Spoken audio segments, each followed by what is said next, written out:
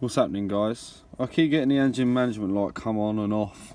It's been happening for a while now. It's been off, but it's recently come back on. I was thinking about selling the car, so it's got to be tip top. So cylinder number 5 contribution balance means injector. So that's what we're going to be doing today on the old Chrysler. Luckily, I managed to get myself a second-hand set. Not off of eBay, not off of a forum, not anywhere. We got a very good friend of mine, a very good friend of mine. He breaks Mercedes, so one phone call and I've got, they're not tested, no one knows if they're working, but I've got 6 OM642 injectors for my car for one phone call and a 20-minute journey, and also 6 new bolts, 6 new washers, because my friend Will says that every time these injectors need to be replaced, the bolt and the washer needs to be replaced because they stretch and they need talking down, bloody blah. He's a professional, so I'm going to listen to my pal Dan. But the reason I've got 6 is because we don't know which one of these injectors, if any of these injectors, are actually in working order. They were pulled out of an engine that was broken because of the crankshaft went on it. So there was no issue with the fuel system, it was a crankshaft problem. So I'm hoping this one looks proper nasty, so I'm not even going to bother trying that one. I don't want that in my engine bay, even if it works or not. Go away. So those 5 there, I'm going to give them a go, because it's cylinder number 5, this one here. So you're looking at the engine, 1, 2, 3, 4, 5, 6. Number 5, I've already taken the liberty of taking the spill pipes off. This has both been repaired before, but so the spill pipes are off. Don't know what size this is. I think it's an 18 or a 19. Soon find out.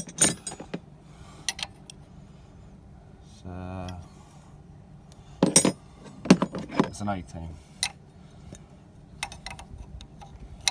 Yeah, it's an 18. So that one off. That one there off.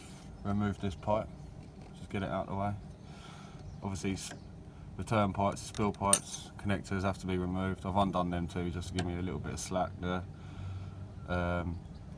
This star piece needs to be removed along with the bracket, and then hopefully, with a bit of wiggling, we can get the injector out. I've never done an injector before, so wish me luck. Let's learn together. So here we're at. We've got this top one undone, 18, bottom one undone. She gone, she out of there. Got this little connector at the top of the injector itself undone. What I've done here is I've got the little flat blade, it's only a small one, up underneath it, help pry it up. So that's off, out of the way. So yeah, so I can get that T40 star bit in there, get that cracked off and see where I'm at. So far the only tools that I've used are flat bladed screwdriver, I think that's like a number 2 before I've lost it. 3/4 inch wrench with here's a T40 star piece and an 18mm open-ended socket. Well, I know this is 3/8, but it fits, and I know they're 18, so it works. So not many tools needed so far. So I'll get that one out of there and start wiggling and see where I'm at. Actually shocked. So remove the bolt. Removed the little bracket, sits in the side there. I'm not going to put it back in because it's still hot. I've just done quite a few miles, this engine's boiling. So anyway, undone. Boom, straight out of there. Welcome to my injector. Never done one before, and I'll tell you now, I've had this out. It's taken me longer to record this video for you than it has for me to get this out. So